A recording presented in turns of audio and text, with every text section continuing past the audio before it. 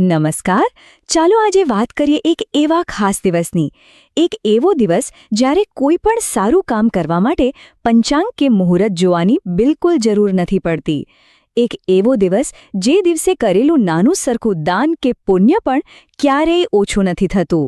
જી હા, આપણે વાત કરી રહ્યા છીએ અખાત્રીજ એટલે કે અક્ષય તૃતીયાની. ચાલો આ દિવસ પાછળની અદ્ભુત કથાને સમજીએ. પણ સવાલ એ થાય કે આખરે એક દિવસ આટલો બધો શુભ કઈ રીતે હોઈ શકે? કેમ એને વણજોયું મુહૂર્ત કહેવાય છે? મતલબ કોઈ પણ સમયે કોઈ પણ ચોઘડિયું જોયા વગર શુભ કામ કરી શકાય? એવું તો શું બન્યું હતું કે આ દિવસને આવું અનોખું વરદાન મળ્યું? આ બધા સવાલોનો જવાબ એક બહુ જ સુંદર પૌરાણિક કથામાં છુપાયેલા છે. આખી વાત સમજતા પહેલા ચલો આ શબ્દને પકડીએ. અક્ષય. સંસ્કૃતમાં ક્ષય એટલે નાશ થવું, ઓછું થવું, અને અક્ષય એટલે જેનું ક્યારેય નાશ ન થાય, જે ક્યારેય ઘટે નહીં. બસ આ એક શબ્દમાં જ આખા દિવસનું રહસ્ય અને એની શક્તિ છુપાયેલી છે. તો ચાલો હવે સીધા જ કથા પર જઈએ, જ્યાંથી આ દિવસને તેનું નામ અને મહત્વ મળ્યું. એક એવી કથા જે એક આંસુથી શરૂ થઈ હતી અને એક અદ્ભુત વરદાન પર પૂરી થઈ છે કે એકવાર બધી જ તિથિઓ એટલે કે પૂનમ, અગિયારસ, દશમ બધી જ ભગવાન પાસે ભેગી થઈ અને દરેક જણ પોતપોતાના વખાણ કરવા લાગી.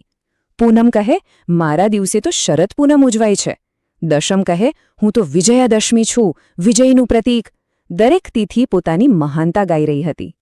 પણ આ બધાની વચ્ચે ત્રીજી એટલે કે તૃતીયા એ એક ખૂણામાં ઉદાસ ઊભી રડતી હતી. ભગવાને એને જોઈ અને પૂછ્યું, કેમ રડે છે? ત્યારે તૃતીયાએ દુઃખી થઈને કહ્યું, પ્રભુ, બધાનું કંઈક ને કંઈક મહત્વ છે. મારું તો કોઈ મહત્વ જ નથી, કોઈ મને યાદ પણ નથી કરતું. આ સાંભળીને ભગવાનને દયા આવી. એમણે કહ્યું, રડીશ નહીં. આજથી વૈશાખ મહિનાની સુદ ત્રીજે તું સાધારણ તિથિ નહીં પણ અક્ષય તૃતીયા તરીકે ઓળખાઈશ.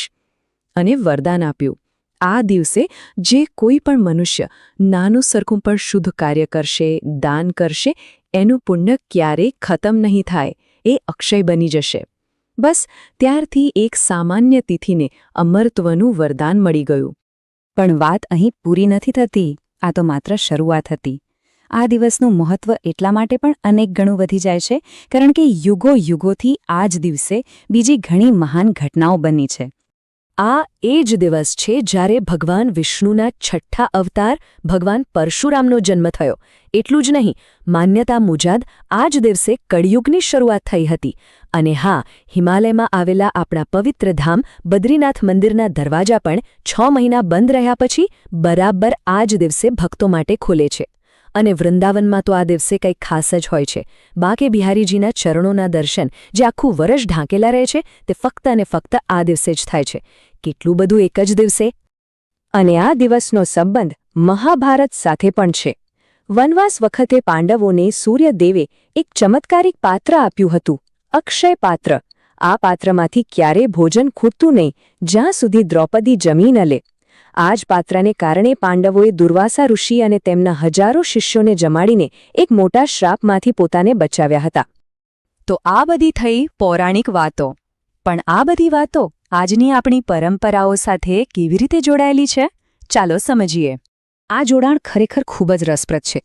જુઓ, પેલા અક્ષય પાત્રની વાત કરીએ, જે અખૂટ ભોજનનું પ્રતીક હતું.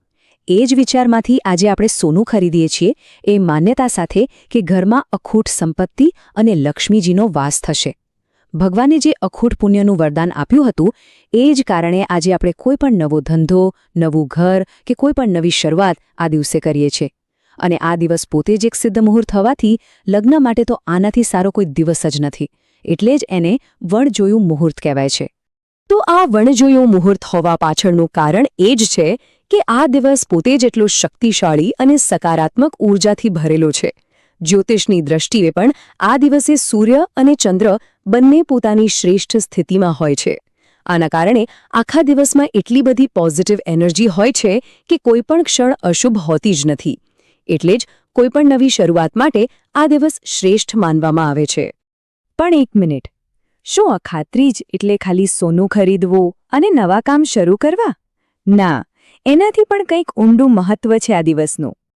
ખરેખર તો ભગવાનનું વરદાન સોના ચાંદી માટે નહોતું, એ વરદાન હતું શુભ કર્મો માટે. સોનું તો કદાચ ખોવાઈ જાય, વેચાઈ જાય, પણ આ દિવસે કરેલું દાન, કોઈને કરેલી મદદ, કોઈ તરસ્યાને પાણી પીવડાવવું, આ એવા પુણ્યકર્મો છે જેનો ક્યારેય ક્ષય નથી થતો. આ જ સાચો અક્ષય ખજાનો છે જે આપણી સાથે હંમેશા રહે છે.